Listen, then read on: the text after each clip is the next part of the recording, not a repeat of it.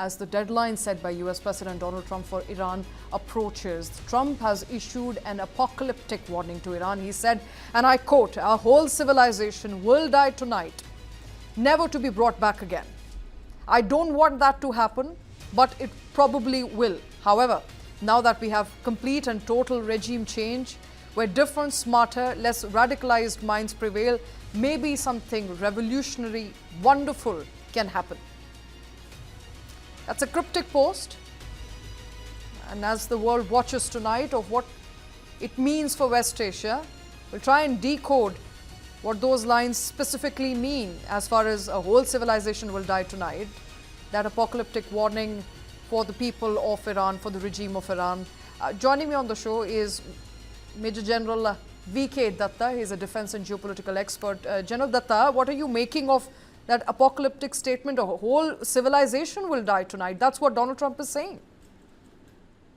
Yeah, it's a serious threat being given by the United States of America. If you analyze it in the real sense, that implies that maybe he wants to use a nuclear device to wipe out the civilization. Can he do it? Now the question is that if I say that I'll wipe out a civilization, that is the only weapon which can actually wipe out an area as a massive nuclear strike. But if America takes that step, I only apprehend that it will be a start of a new phase of retaliation, not only by the Iranians, but by the people who are supporting Iran at the moment, maybe Russia, China, North Korea.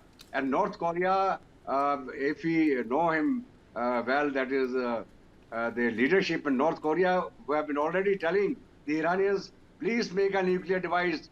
That is the only way you can save yourself. But we yet do not know whether the Iranians have a nuclear device or not.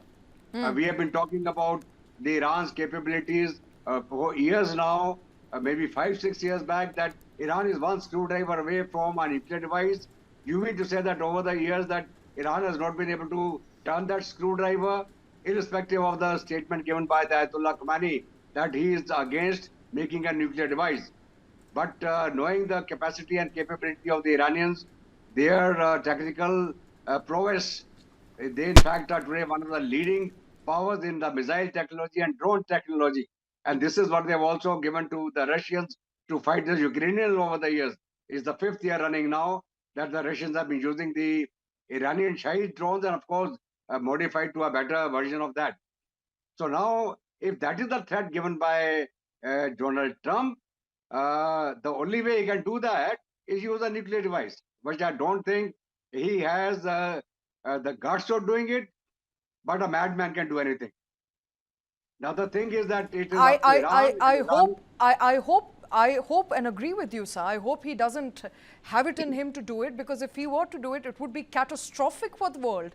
This would be the first time after Hiroshima, Nagasaki, we're looking at possibility of a nuclear threat at all, for that matter.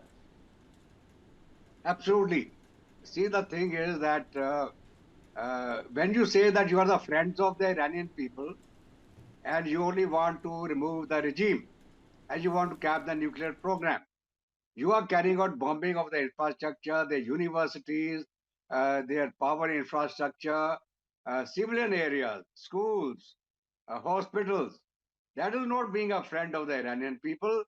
In fact, Donald Trump is being criticized within the USA that this is not the way to fight a war. And what is the difference then between the Americans, while when we talk about the Geneva Convention, the war crimes being committed, and when we talk about or accusing somebody else that you committed a war crime, you are doing it yourself. You're doing it on your own, and that is what you have done since the beginning of this war with Iran, 39th day running now. You attacked the schools, you killed school children, you killed girls, you hit their universities, you targeted their infrastructure, bridges, and now the threat was that we'll wipe out your power infrastructure, your bridges will target, and things like that. See, now the response by the Iranians are that we will only agree to a ceasefire, the proposal of the 45 days ceasefire by the US. They said no. we will not have a 45 days ceasefire. Either it's a complete ceasefire on our terms or there is no ceasefire. We are not going to give you time to reactivate your THAAD system, replenish your missiles, Right. your patriotic system and all that. So Iranians have not agreed to a ceasefire. And as far as the Gulf of Hormuz is concerned, the Straits of Hormuz and the Persian Gulf, Iranians have made it very clear that they will permit the friendly countries take their fuel through, Right. and any others they have levied a tax of $2 million on any ship which is passing through that strait, and they want to share that money with the Omanis because one side of the state is Oman and the other side is Iran.